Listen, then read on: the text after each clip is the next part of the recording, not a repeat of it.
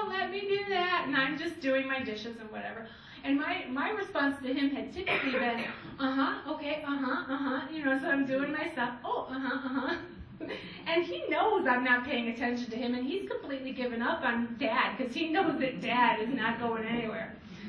So it hit me, I have these listening skills that I learned from EMI, and I'm going to practice them right now. And so I did the solar tea. And I was sensitive to the seating. Well, he was this big, and I was this big. And so I got down on my knees to his level, and I made eye contact with him. And because I am his mother and he is my son, I took his hand in my hand. And now he's looking at me like something very big is about to happen. And I said, Caleb, I'm so sorry. I wasn't listening. Tell me what happened. And then he went on, and they did this, and they wouldn't let me play with that, and I did that. And so he's crying. And I said, so what you're saying is you're just feeling very left out right now, and your big brothers are being mean to you and making you very sad. That's right, Mom. That's what happened. And I gave him a hug, and that was the end of it. He just wanted to be heard. He just wanted somebody to care and to understand what he was going through at that moment.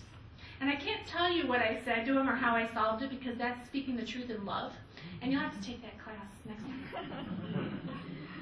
Okay, so going on with the tea part, touching. Now in that instance with Caleb, it was very, very appropriate. In our close relationship, it was very appropriate for me to hold his hand while he talked and to hug him at the end of our conversation. But you want to be sensitive to the nature of the relationship when you're in that situation.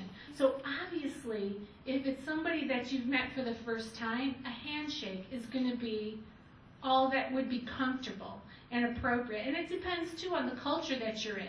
If you happen to be in a culture where touching is a little more hands-off or a little more hands-on, you need to kind of equate yourself with that information.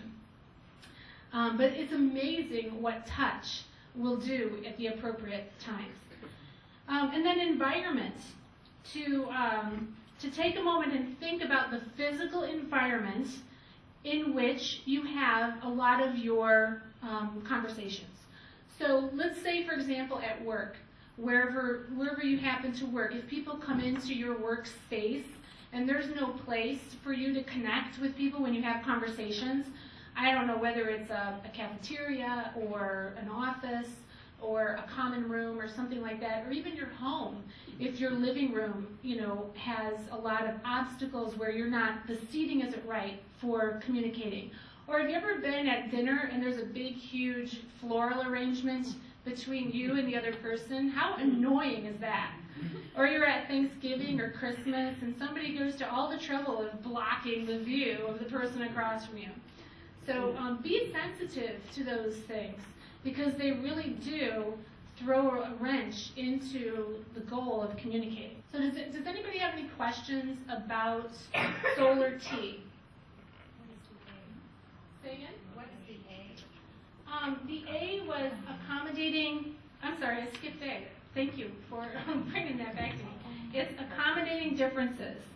That, the cultural thing, I made reference to it, but I didn't point it out here.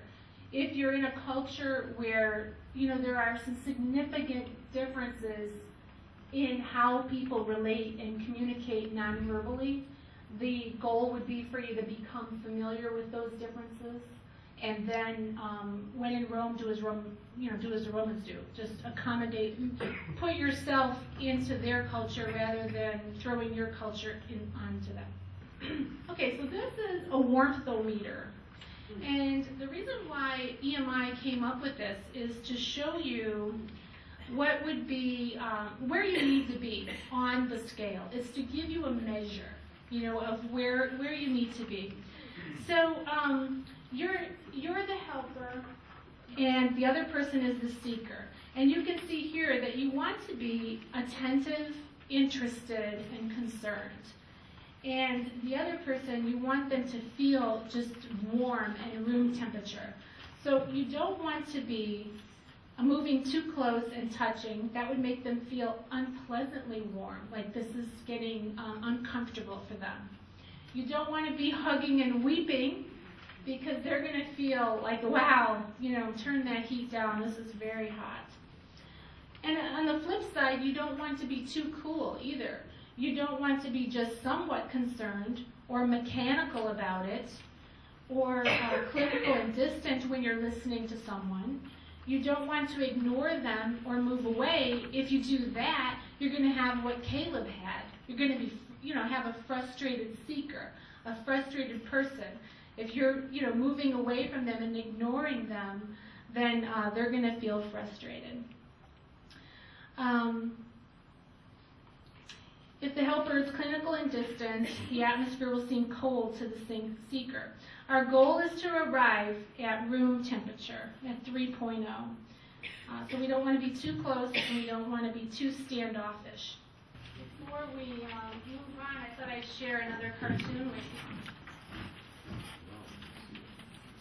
you. This man gave his partner there an assignment to paint a keep out sign, and he didn't quite hear him.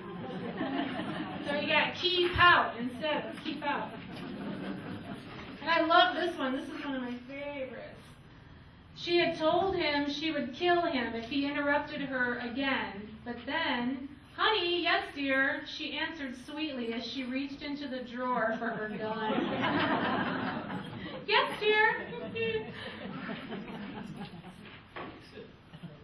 So communication, definitely our challenge. And I want to review briefly what we've talked about thus far. Because again, somebody at the break asked me about the 10-hour course. I am going to encourage you to go to the Equipping Ministries website.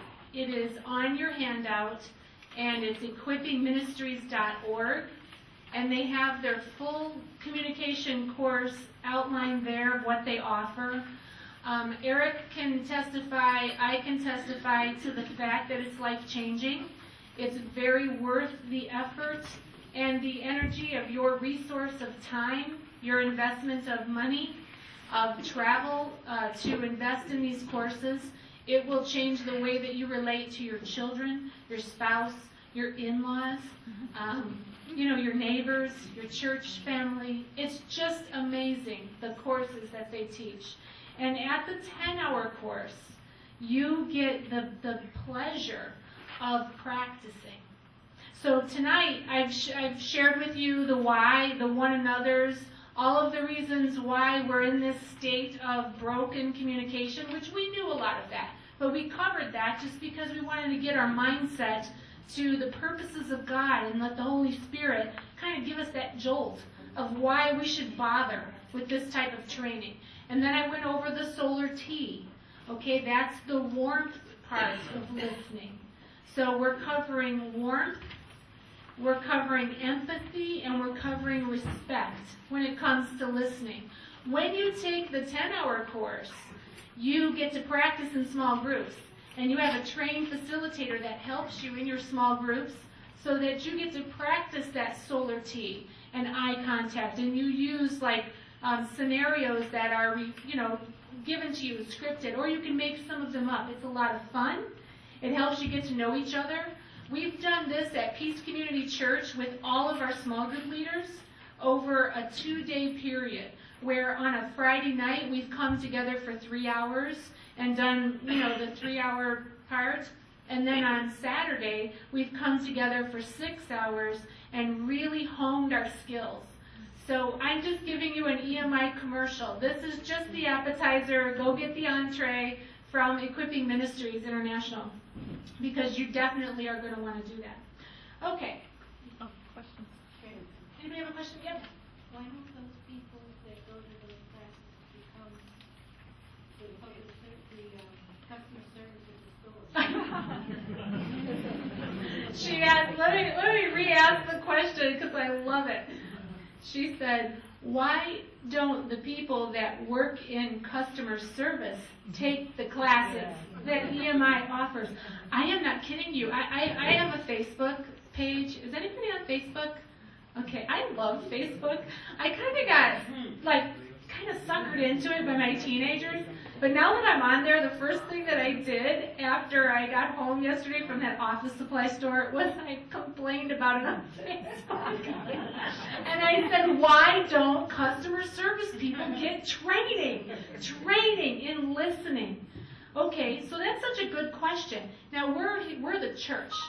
We are the ears of Christ when we're out there listening to people. And you saw my little cartoon of a little church lady standing up in church and saying, oh, dear Lord, please bless all these prayers, even though they sound like whining to me. Well, occasionally we feel taxed. We feel frustrated. We feel like people are dumping on us. Sometimes I think in the church you can just back up that big dump truck and it's boom. And they just unload everything. So we're going to go into that in the second part of the program here tonight. We're going to talk about monkeys and how not to be overwhelmed with other people's problems and not allowing those monkeys to get on your back and bring you down. So I hope that you're blessed by that. Okay, now let's get back to business here. This is the empathy piece. So we've covered the warmth, we've done the nonverbals, we've done the solar T. Empathy is the piece of listening when you communicate to the other person that you understand what they're saying and you've heard them. And they know that you understand what they're saying. You are communicating care. You are being empathetic. So you are empathizing with them. Okay, this is the second core condition, and we're discussing it tonight, and it's empathy, or communicating accurate understanding. And from James chapter 1, verse 19, it says, my dear brothers, take note of this.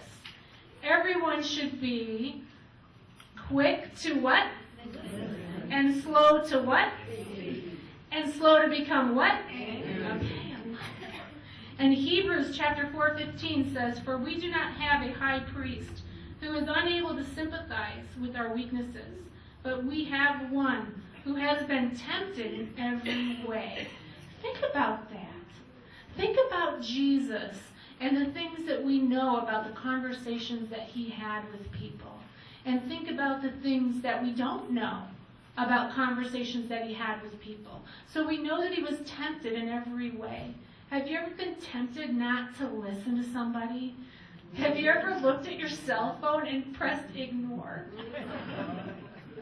I did that right before we got here. But I only did it because I had to get out the door to be here on time. It wasn't because I was ignoring the person completely.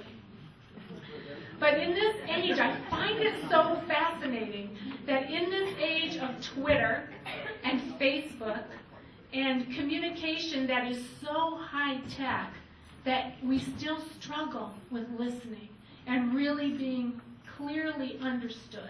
And it's still, I think, in just our nature to want people to know us. We want to be known, and we want to know other people. That's what makes us work in the one another's.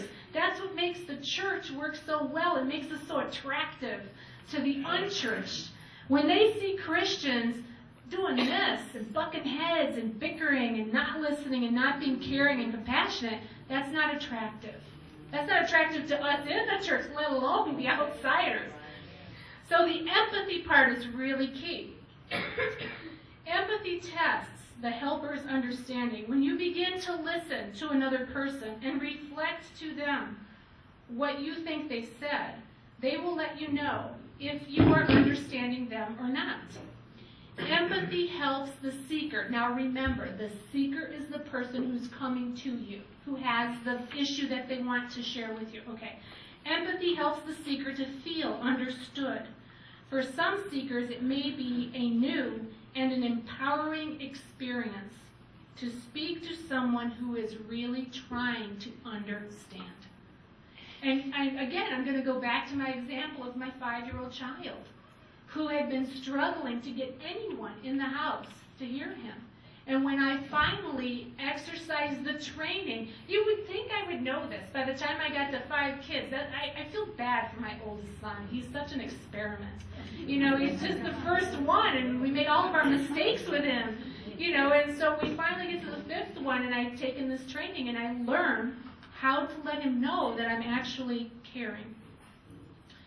Okay, empathy helps the seeker, the person coming to you, to better understand themselves. Extroverts process aloud. And as the helper reflects back, or the listener reflects back to the extrovert, the seeker gets clarity on what he is saying. Empathy encourages the seeker to continue to talk and to explore at a deeper level. So do you remember earlier on when I shared the slide and when I talked about how on our brokenness, our hearts only have a little bit that we're willing to share on the surface, but there's so much more deeper inside in the intimate places of our soul that we long to connect with another person, but what stops us are the things that we brainstormed on earlier: fear, rejection, judgment. You know, those kinds of things hold us back, and so we guard that place in our heart. This piece of listening, the empathy piece, is the part that kind of gives the green light. It gives that permission to move forward. Okay, so we read the scripture, and researchers say that empathy has been shown to be a foundation for stronger and healthier relationships. Studies indicate that if doctors use as little as 45 seconds of empathy with a patient, they are far less likely to be sued for malpractice. Why is that? Why are they less likely to be sued for malpractice if they just spent 45 seconds more with that bedside manner? Why is that? True, possibly a more accurate diagnosis, and trust. That, and they've been heard. They trust. They know that that doctor, that medical person, has heard them. And you could be absolutely right that they didn't gloss over something, that they didn't, in their genius, in their hurry in their medical day, gloss over some really important detail. Okay, so what does the seeker want? What do people really want when they come to you, when you're listening to them? Do they want you to fix their problems? Women, do we want our husbands to fix it? No. What do we want them to do, girls? Listen. What do the guys always want to do? Fix it. Okay, that's another class. Okay, so what does the seeker want? What do they want from you? Warmth is used every time that you are with a seeker. So, and again, I'm just going to continue to review because you're getting this in such a condensed version. This is such the Reader's Digest version of this course. It's just, again, another commercial to go to the 10-hour course. But the seeker wants you to be warm. They want you to invite them to go into those deeper levels of their heart. So you're going to use that solar T. You're going to use all those nonverbals with the eye contact and the openness, and you're going to make sure that you if it's appropriate to touch and that sort of thing. So, and that, by the way, the solar T is on your brown sheet of paper for you to take home, and there are also some feeling words there, and I'm going to talk about those in a second. So you're definitely going to use warmth every time. But the next core condition, the empathy piece, is used only at certain times, and you're going to understand why in a second. Before we teach you the components of empathy, of reflective listening, it's important to know when an empathetic response would be helpful. Your task as a helper or a listener is to determine what the seeker wants from you, so that you will know how to answer appropriately. Remember, the thought process occurs within a split second. So as you grow in this skill, you will more and more be able to know if an empathetic response will be helpful. Okay, so here's an example. If the seeker wants information only, okay, if somebody comes to you and they say, where's the bathroom? They don't want you to go into this solar tea and make sure you're making eye contact and, you know, all this kind of funny stuff. They don't want you to reflect what they've just said and say, oh my, you look very uncomfortable. It looks like you might need to use the restroom. They just want you to say, over there. Okay? If the house is on fire, you know, those kinds of things. You know, you just want information and you want it now, so that's okay. Action, I already said that one, if the house is on fire. Okay. Understanding, involvement, friendship, and emotional support. These are all times when the core condition of empathy, our second piece, is expressed through reflective listening, and it can be very helpful. For example, if someone says, ever since my daughter has been dating Jim, it seems like our relationship has been going downhill. Okay, somebody comes to you, and they're obviously upset, and they say, ever since our daughter started dating this Dumbo Jim, you know, our relationship is going downhill. Okay, you could reflect, so it sounds like you're feeling concerned because you and your daughter aren't getting along as well as you're used to. Okay, so that is the reflective listening piece of empathy. That shows that you are understanding where they're coming from, because it could be something different. What that does when you do that is it gives the person who's coming to you an opportunity to correct you if you're wrong. And that's what you want. And oftentimes they will. Oftentimes they will say, no, you don't have it right.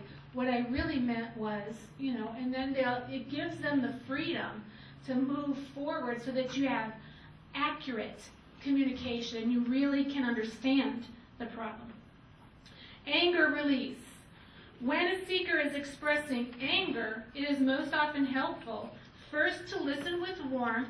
So there's your solar tea and your nonverbals. So if somebody comes to you and they're angry, listen with warmth, okay? And this happened to me once in my position at the church. Another fellow Christian came into my office and was so angry with me. Incredible. I've never seen anybody so angry. It was like she's spitting fire. Like, you know, I was just almost scared when she barged into my office. And I had to instantly, and I'm so thankful that I had all this training, because in that instance it saved the friendship. This was a friend of mine who had become so enraged with me about a simple little thing. But the simple thing on the surface was only the tip of the iceberg. It turned out that there was a much deeper problem that she had with me that had nothing to do with me. But she had this problem brewing and brewing inside, deep in her gut. And so then the surface thing happened, and pow, the fireworks. And it took 1.5 years. This is not to scare you, but you're all people, so I know that you have relationships that go down the toilet. I just know it happens. I can't be the only one that experiences this stuff. Please tell me I'm not. When she stormed into my office and had this explosion, I instantly went into this mode. And I learned to reflectively listen to her. It happened to me the other day. It happened to me on the 4th of July for my business. My business is the Coffee News. Raise your hand if you've seen the Coffee News. It's a little brown sheet of paper. It's the same color as the little thing that you have here. Okay. I sell ads on this little newsletter, okay? And on the 4th of July, I was driving to my parents' house, which is about a 2-hour drive. And I get a call on my cell phone, and I answer it. Hi, this is Tracy. And the woman just lays into me. I paid for an ad in the Coffee News, and my ad isn't in there. And I can't believe you would run a business like this and take my money, and I've been charged on my credit card, and my ad is not there. What kind of business are you running anyway? I'm in the car with my kids, almost to our picnic, you know, it's a holiday, and I said, I understand exactly how you feel. I would feel exactly the same way. If I paid for something and I didn't get it, and I would be very upset as well. So I'm trying to reflect back to her so she knows that I'm understanding that she's upset. She's so upset that she's calling me on this holiday, right? And so of course I assured her that I would get to the bottom of it and I would take full responsibility as any responsible business owner would. And so anyway, I hang up with her and I call my son, who happens to be back at my house, and I have him check the paper. He goes, Mom, it's on the front page. Okay, all right, are you sure it's the right one? You're sure you're looking at the right one? He's like, yeah, it's right here, I'm looking right at it. I go, okay, so at least I know we're covered. So there's some miscommunication there. And the person on the other end of the phone with me was blowing up at me. What's our human reaction when somebody's elevated like this? We get like that. I hate that. But that's how I was feeling on the inside. She got like this, and I wanted to be right there with her. But what did I do? I went here, and then I brought her down. And that's the value of this kind of training, is because it helps us not to overreact. She hasn't taken this course.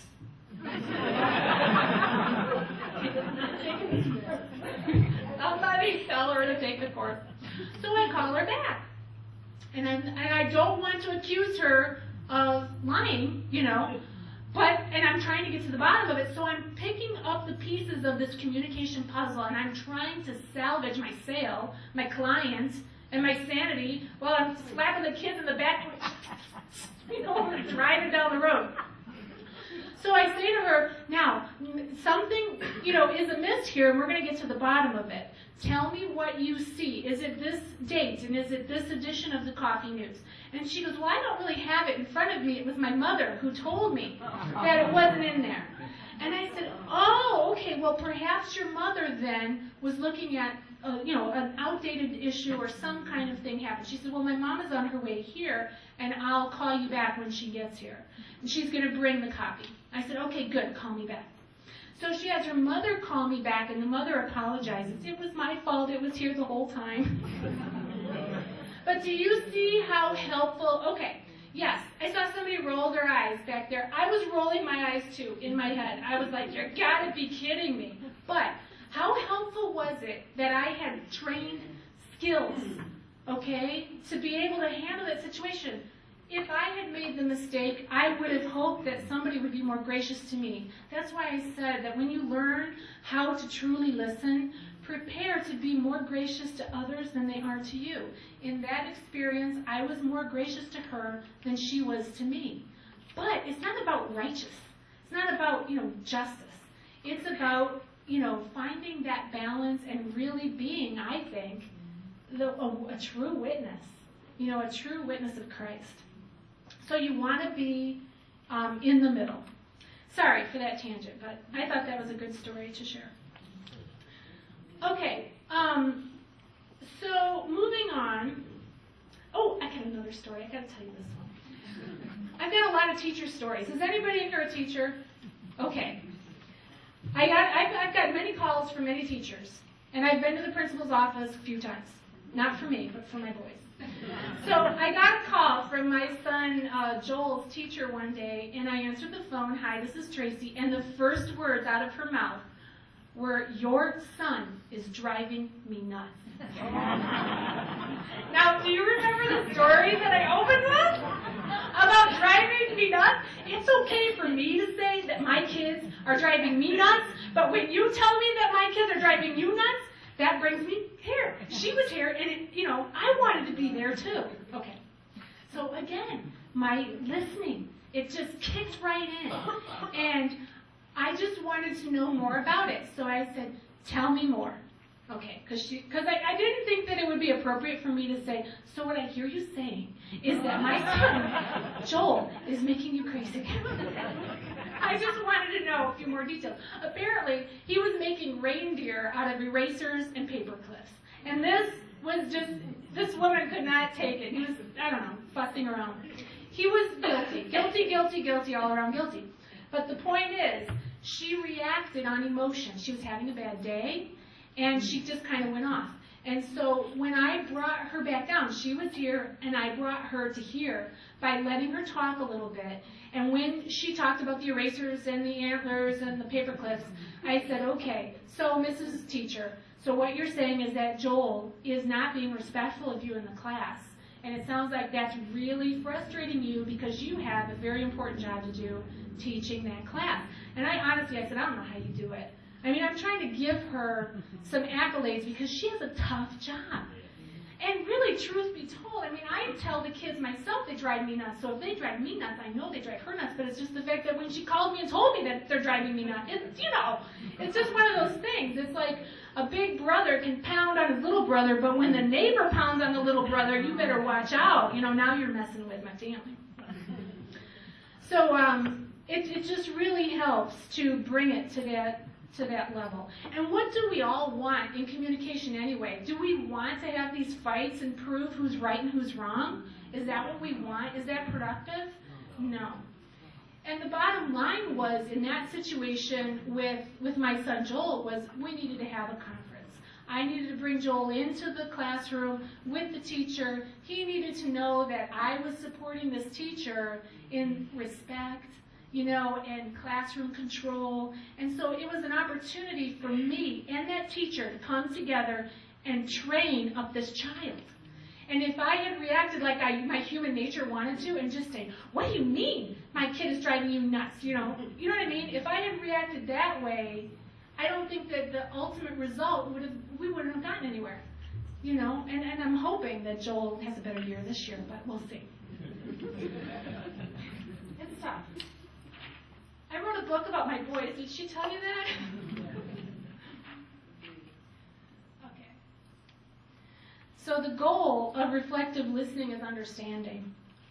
And there's three steps to reflective listening. The first step is to use a tentative opening. Okay, so with my examples, the lady who's ticked off because her ad is not in the paper and she's paid for it. My opening to her is tentative. It sounds to me like you're really frustrated because you've paid for a service that you have not gotten.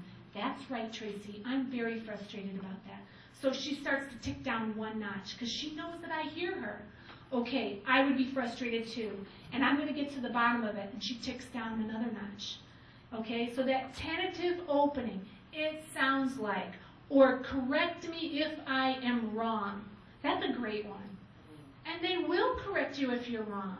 If you use this technique with your children or your spouse or whatever, and you're having some kind of a conflict, some kind of an issue, and you just say to them, okay, if I'm hearing you correctly, what you're saying is it frustrates you when I'm in front of the TV doing this and you're cleaning up the kitchen after dinner. It just makes you feel frustrated.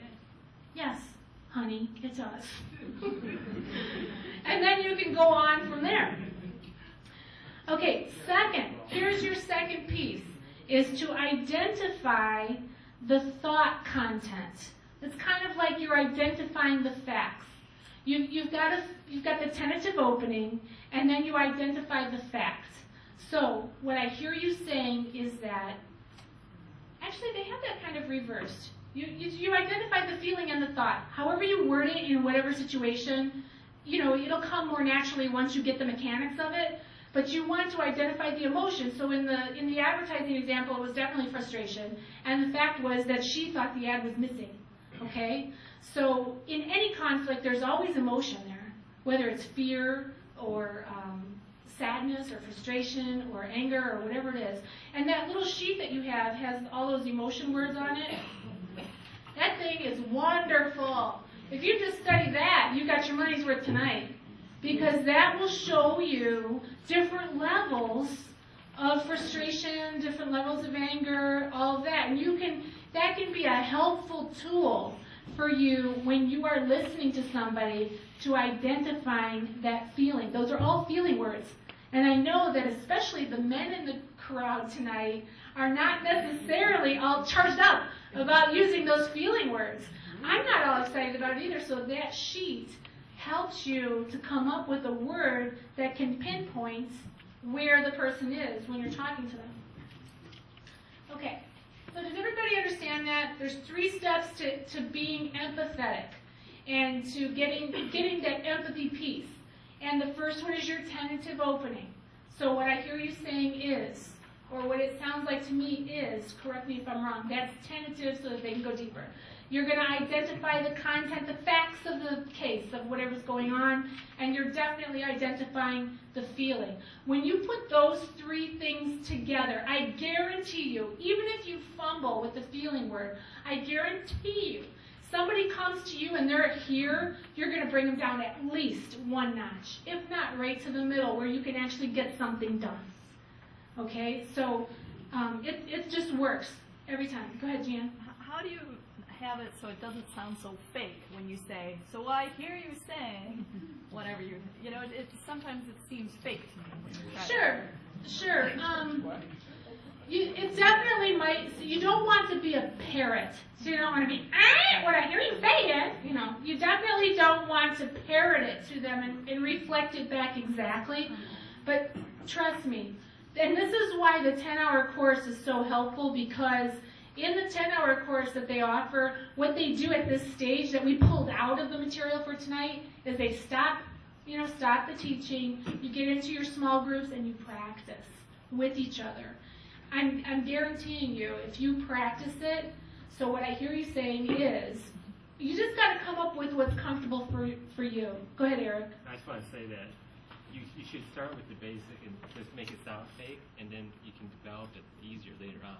Yeah. And also you can use a nonverbal by using your voice to say, well, you don't have to say it seems like, but I heard this, blah, blah, blah, and kind of be tentative in your voice, actually. You don't even have to be tentative. You don't have to even use a tentative word.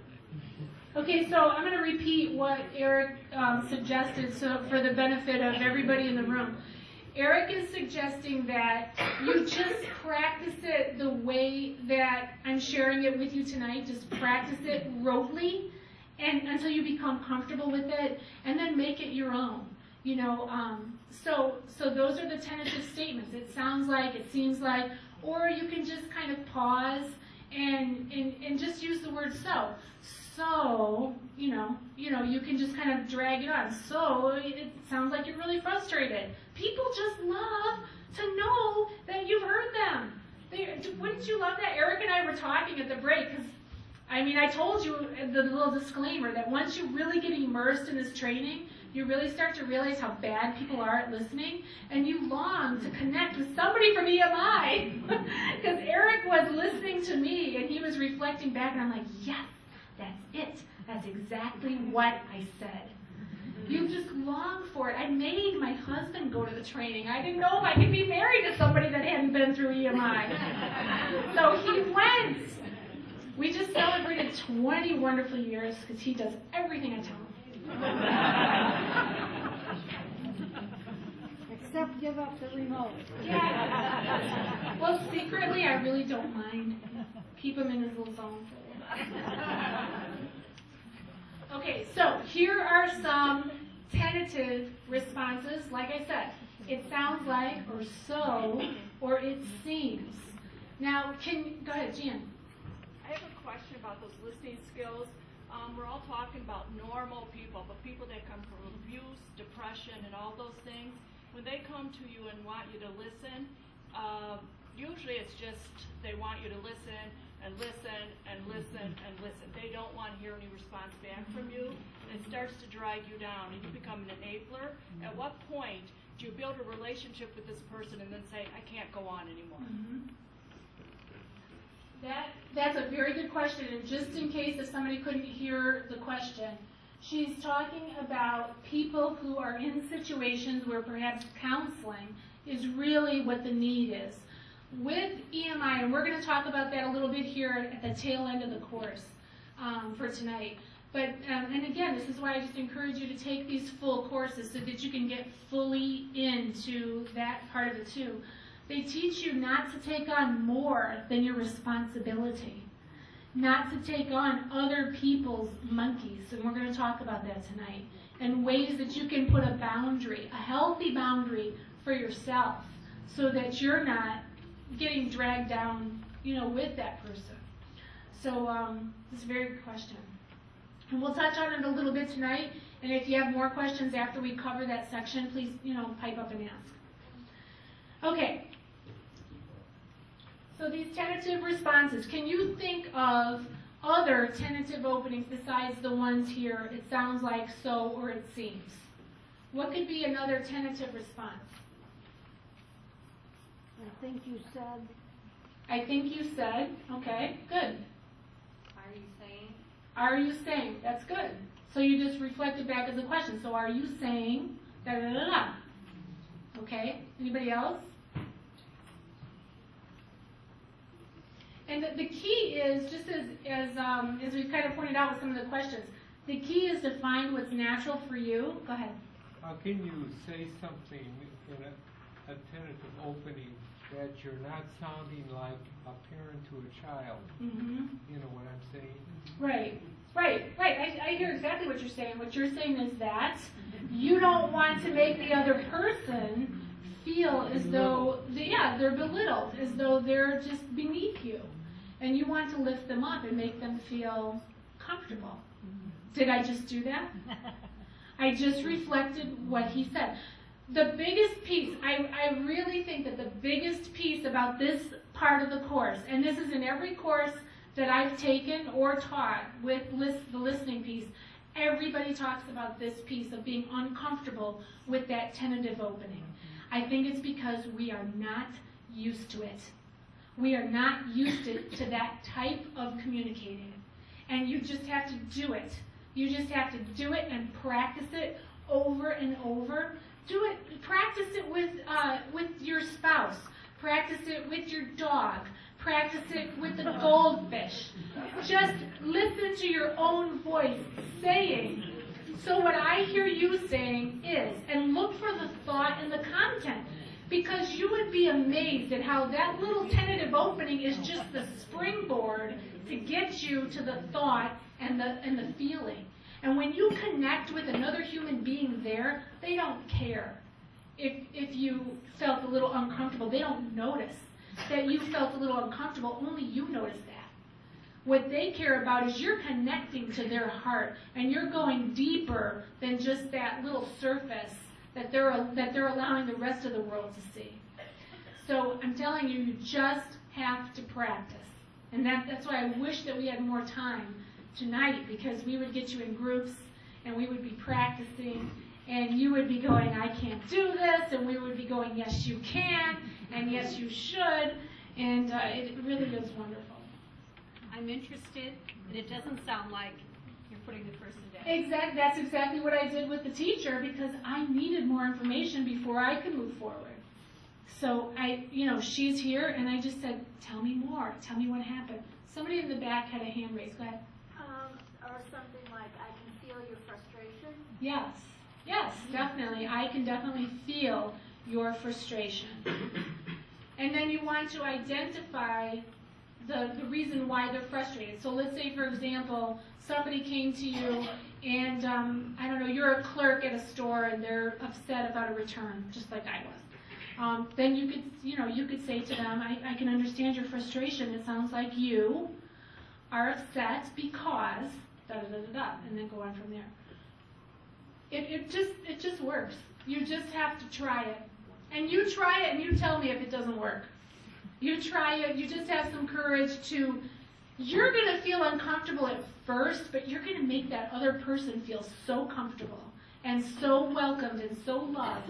It's amazing. It truly is amazing if you apply these principles to every relationship that you have. And it does take time immersed in the information and immersed in the practice of it before it becomes second nature.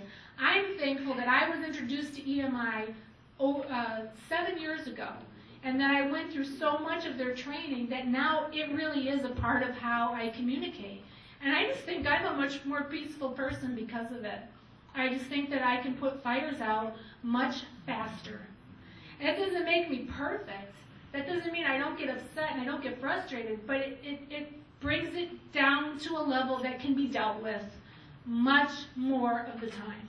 Rather than being up here and doing all this all the time, that's stress.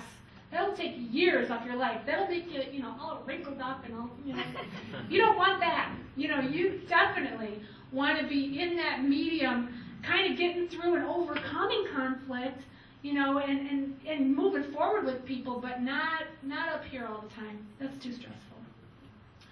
Okay. So sometimes it's a trick to identify the thought and the feeling. Especially in our country, the word feel. We often use the word feel when we mean think or believe. It has nothing to do with feelings. It's what we really think or believe. It may seem safer to use the word feel. In these statements, when we use the word feel, are we expressing a feeling or a belief? So let's look at the following statements here. Okay, statement number 1. I feel anxious when my 16-year-old drives the car. Is that a feeling or is that a thought? Feeling, right. Keep in mind, too, that one of the tricks to identifying feelings and thoughts and kind of differentiating between them, when you can substitute the word think or feel, that's a belief. Okay? And also, if you can put the word that after the word feel, so feel that, that's a belief.